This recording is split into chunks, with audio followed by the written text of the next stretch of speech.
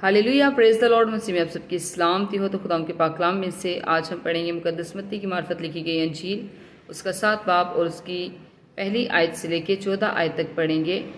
और 7 बाब में हम पढ़ेंगे दूसरों की ऐबजोई के बारे में, मांगो ढूंढो खटखटाओ और तंग दरवाजे के बारे में। तो आइए मेरे साथ खुदा के पाक कलाम में से मुकद्दस मत्ती की मार्फत लिखी गई अंजील, उसका 7 बाब और उसकी 1 से 14 आयत तक पढ़ेंगे। खुदा के पाक कलाम में यूँ लिखा है, ऐबजोई ना करो कि तुम्हारी भी ऐबजोई ना की जाए, क्योंकि जिस तरह तुम ऐबजोई करते हो उसी तरह तुम्हारी भी ऐबजोई की जाएगी, और जिस पैमाना से तुम नापते हो उसी से तुम्हारे वास्ते नापा जाएगा। तो क्यों अपने भाई की आंख के तिनके को देखता है और अपनी आंख के शहतीर पर गौर नहीं करता? और जब तेरी ही आंख में शहतीर है तो तू अपने भाई से क्यों कर कह सकता है कि ला तेरी आंख में से तिनका निकाल दूं? ऐ रियाकार, पहले अपनी आंख में से तो शहतीर निकाल, फिर अपने भाई की आंख में से तिनके को अच्छी तरह देखकर निकाल सकेगा। पाक चीज कुत्तों को ना दो और अपने मोती सुअरों के आगे ना डालो, ऐसा ना हो कि वो उनको पांव तले रौंदे और पलट कर तुमको फाड़े। आगे मांगो ढूंढो और खटखटाओ के बारे में पढ़ेंगे। मांगो तो तुमको दिया जाएगा, ढूंढो तो पाओगे, दरवाज़ा खटखटाओ तो तुम्हारे वास्ते खोला जाएगा। क्योंकि जो कोई मांगता है उससे मिलता है, और जो ढूंढता है वो पाता है, और जो खटखटाता है उसके वास्ते खोला जाएगा। तुम में से ऐसा कौन सा आदमी है कि अगर उसका बेटा उससे रोटी मांगे तो वो उसे पत्थर दे, या अगर मछली मांगे तो उसे सांप दे?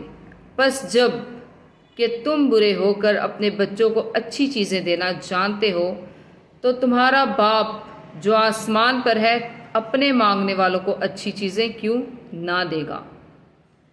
बस जो कुछ तुम चाहते हो कि लोग तुम्हारे साथ करें वही तुम भी उनके साथ करो, क्योंकि तौरात और नबियों की तालीम यही है।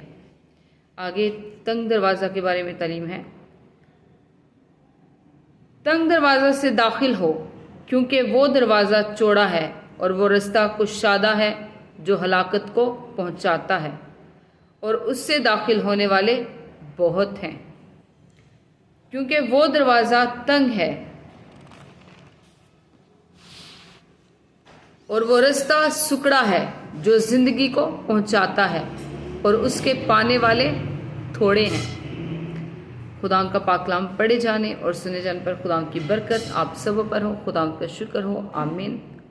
हमेशा शाद रहें, आबाद रहें, और जैसे जैसे खुदा आपको तौफीक दे खुदा की खिदमत के कामों को करते रहें, और खुदा का कलाम खुद भी सुन के बरकत पाएँ, और इस कलाम को दूसरों के साथ शेयर करके दूसरों के लिए भी बरकत का बायस बने, ताकि वो भी खुदा के कलाम को सुने और खुदा के कलाम की रोशनी जो है वो उनकी ज़िंदगी में आए।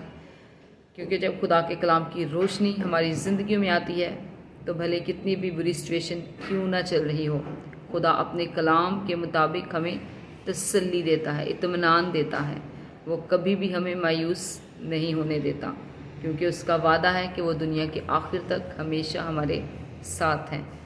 लेकिन अगर हम खुदा का कलाम पढ़ेंगे तो खुदा अपने कलाम से हमसे बात करेगा और हमें तसल्ली देगा। क्योंकि जब कोई इंसान खुदा का कलाम पढ़ेगा ही नहीं तो फिर खुदा उससे बात भी कैसे करेगा। इसलिए खुदा के कलाम को पढ़ना बहुत ज़रूरी है।